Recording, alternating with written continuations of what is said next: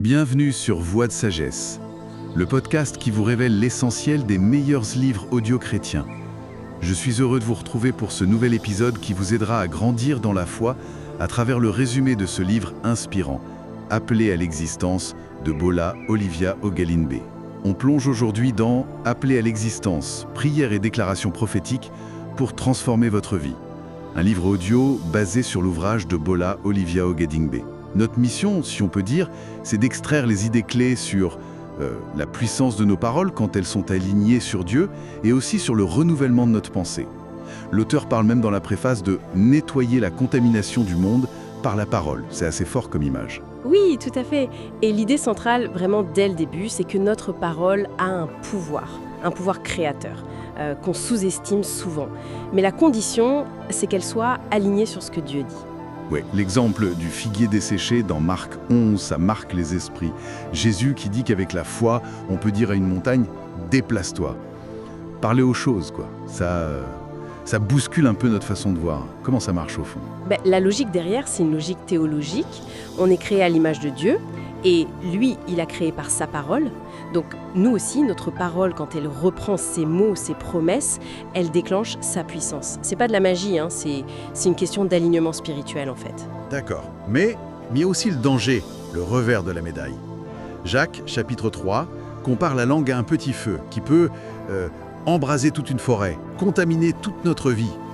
Comment on gère ça, ce pouvoir créateur et ce potentiel destructeur? C'est là que la maturité spirituelle entre en jeu. L'auteur insiste beaucoup là-dessus. Utiliser ce pouvoir correctement, ça demande de maîtriser sa langue, d'arrêter les plaintes, les critiques, toutes ces paroles négatives qui, elles aussi, créent notre réalité, mais pas dans le mauvais sens. Choisir de déclarer la parole de Dieu, même si ça semble contraire à ce qu'on voit, ça active sa force. L'exemple qu'elle donne, c'est le faible qui dit « je suis fort » et qui reçoit la force de Dieu. C'est puissant. Oui, ça m'amène à l'autre point important, le renouvellement de l'intelligence. L'auteur raconte qu'au début, elle avait peur d'un lavage de cerveau. C'est quoi alors ce renouvellement de l'intelligence? Alors c'est moins un lavage qu'un réalignement volontaire. Nos pensées naturelles, elles sont souvent limitées, parfois même opposées à la perspective de Dieu. On le voit dans Ésaïe 55. Le renouvellement, c'est ce que Paul encourage dans Romains 12. Choisir activement d'adopter la façon de penser de Dieu. On a la capacité d'avoir la pensée de Christ, comme dit 1 Corinthiens 2.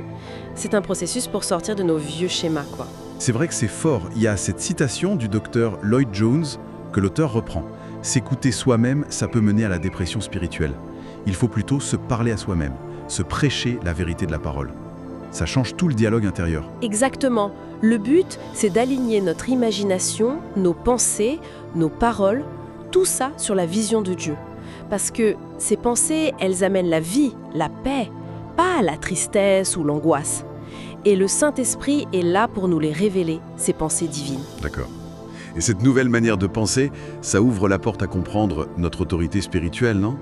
C'est abordé plus loin, en lien avec Éphésiens 6, la lutte spirituelle. Mais l'auteur connecte ça très fort à la soumission à Dieu. Comment l'autorité et la soumission fonctionnent ensemble. Ah oui, ça, c'est un point absolument crucial. C'est Jacques 4, versets 7 et 8. « Soumettez-vous donc à Dieu, mais résistez au diable, et il fuira loin de vous. » La soumission volontaire à l'autorité de Dieu, c'est la clé. C'est ça qui nous permet d'exercer l'autorité que lui nous donne et de résister efficacement à l'ennemi. En fait, toute résistance à Dieu, c'est d'une certaine manière une porte ouverte à l'ennemi. Donc, penser comme Dieu, ça implique aussi d'accepter cette autorité que Christ nous a donnée et d'utiliser les armes spirituelles pour vivre libre, pour ne plus être dominé par l'ennemi ou nos vieilles habitudes. C'est précisément ça. On passe de la passivité, de subir, à l'action. Une action fondée sur qui on est en Christ. Et le livre insiste bien. Ça devient concret par la pratique. La prière, oui, mais aussi les déclarations quotidiennes basées sur la parole. C'est pas juste de la théorie, c'est un entraînement de l'esprit, de la langue. Tu pourrais nous donner un ou deux exemples de ces déclarations juste pour qu'on voit concrètement? Bien sûr. Par exemple, on peut déclarer « Je déclare au nom de Jésus que j'ai la pensée de Christ. Je comprends les plans de Dieu pour ma vie. » C'est simple, mais puissant.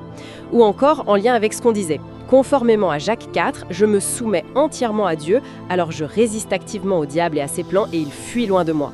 L'idée, c'est vraiment de proclamer la réalité spirituelle pour qu'elle s'installe dans notre vie de tous les jours. Très clair.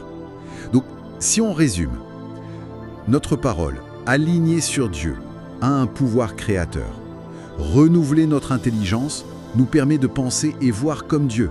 Et la soumission à Dieu libère notre autorité spirituelle. Et tout ça, ça s'active par la pratique consciente, par les déclarations de foi. Tout à fait. Et ça nous amène peut-être à une réflexion. Pour chacun, quelles sont les montagnes dans nos vies, ces obstacles, ces défis qui reviennent toujours? Est-ce qu'il ne serait pas temps de commencer à leur parler avec foi et autorité, en s'appuyant sur la parole de Dieu, plutôt que de juste les subir? Merci d'avoir écouté Voix de Sagesse. Pour découvrir plus, rendez-vous sur voixdesagesse.com. Manquer, et surtout, partagez cet épisode à quelqu'un que cela pourrait bénir. Que Dieu vous garde et à très bientôt.